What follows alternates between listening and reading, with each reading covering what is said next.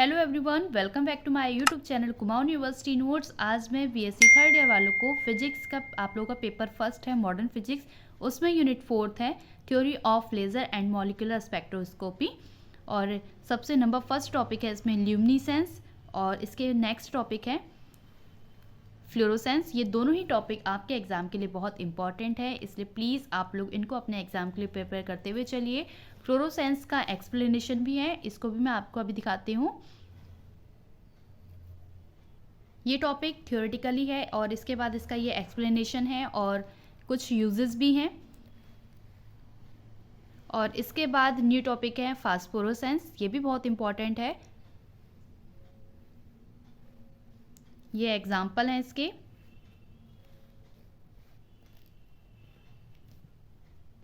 और फिर इसका भी एक्सप्लेनेशन है।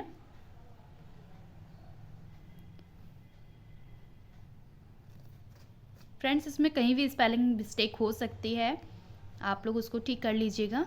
और इसके बाद इसके यूजेस हैं।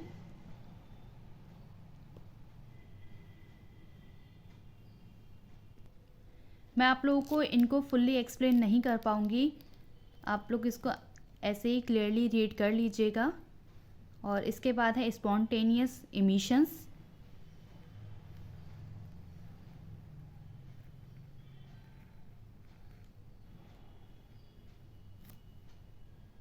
और इसके बाद ये इम्पॉर्टेंट टॉपिक है स्टिमुलेटेड और इंड्यूस्ड इमिशन।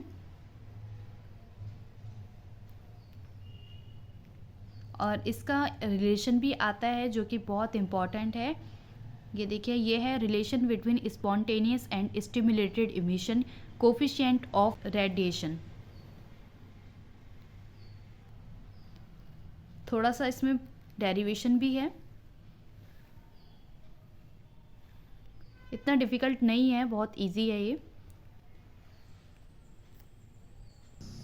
आप लोगों की डिमांड आ रही थी कि बीएससी थर्ड ईयर के हमें नोट्स प्रोवाइड कर दीजिए फिज़िक्स के, इसलिए मैं आप लोगों को ये प्रोवाइड कर रही हूँ।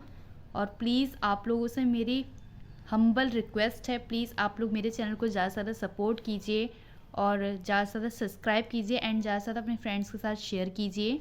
और ये है new topic laser, light amplification by stimulated emission of radiation, ये भी इम्पॉर्टेंट है। और इसके बाद आता है पॉपुलेशन इन्वर्जन।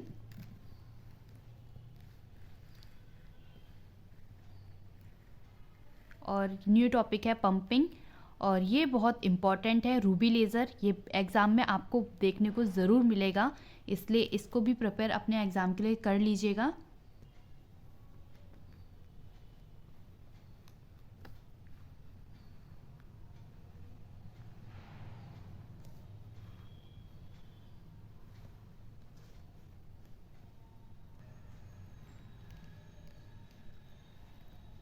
और फिर न्यू टॉपिक है HENE लेज़र।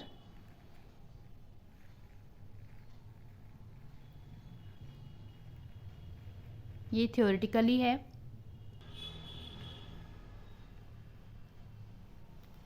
और उसके बाद प्रॉपर्टीज़ आ जाती हैं लेज़र बीम की।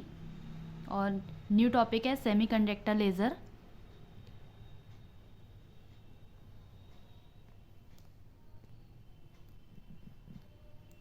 और फिर एप्लीकेशंस हैं लेज़र बीम के। लेज़र बीम को किस किस फील्ड में यूज़ किया जाता है, ये सब यहाँ पर एप्लीकेशंस दे रखे हैं। ये न्यू टॉपिक है मेजर, यानी कि microwave amplification by stimulated emission of radiation. उसके बाद ये है नया टॉपिक मॉलिक्यूलर स्पेक्ट्रा।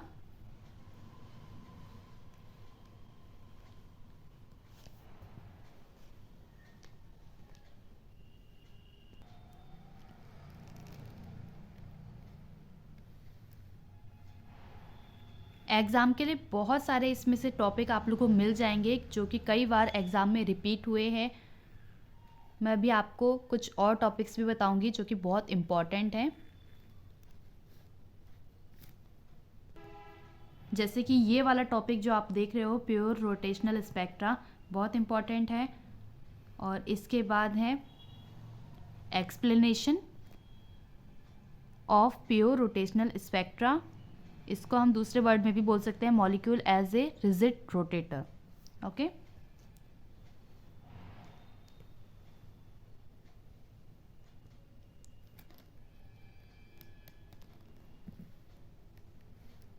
थोड़ा इसमें डेरिवेशन है, इतना डिफ़िकल्ट नहीं है, बहुत इजी है।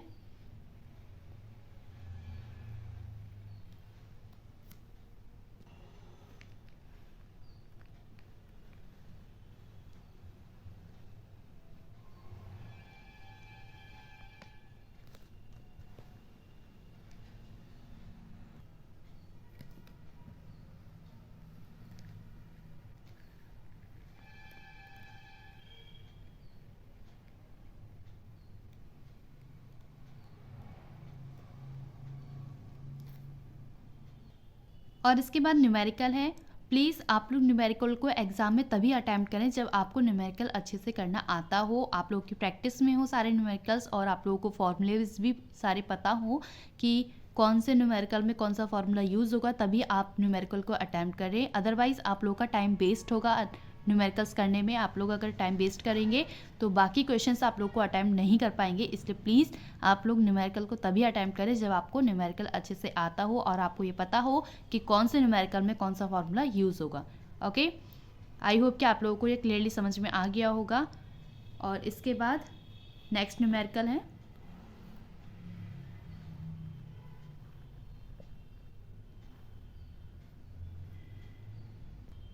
मैंने आपसे ये इसलिए बोला क्योंकि कई सारे स्टूडेंट्स को न्यूमेरिकल करना नहीं आता है और उनको थ्योरेटिकल बेस उनका पक्का होता है। इसलिए प्लीज़ जिनसे भी न्यूमेरिकल्स करना नहीं आता है वो अपना टाइम वेस्ट ना करें एग्ज़ाम में।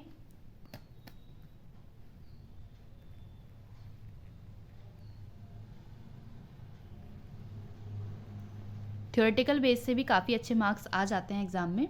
और ये टॉपिक है वाइब्रेशनल रोटेशनल स्पेक्ट्रा, बहुत इम्पॉर्टेंट है एग्ज़ाम के लिए ये।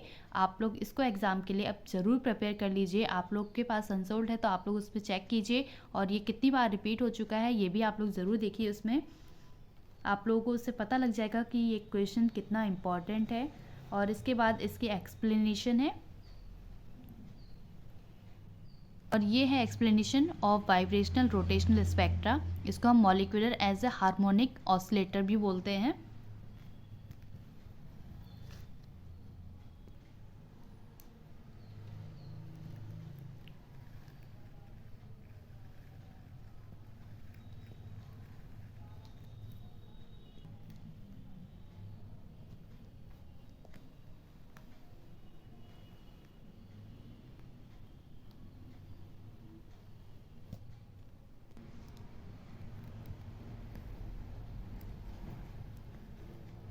ये वाइब्रेशनल रोटेशनल स्पेक्ट्रा का डायग्राम है।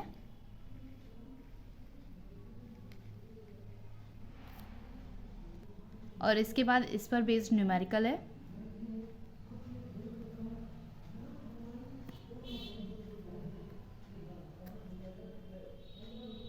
और ये न्यू टॉपिक भी बहुत इम्पॉर्टेंट है, रमन स्पेक्ट्रा। इस वाली यूनिट में आप लोगों को मोस्टली सारे ही टॉपिक इम्पॉर्टेंट दिखाई देंगे क्योंकि ये एग्ज़ाम में कई बार पूछे जा चुके हैं।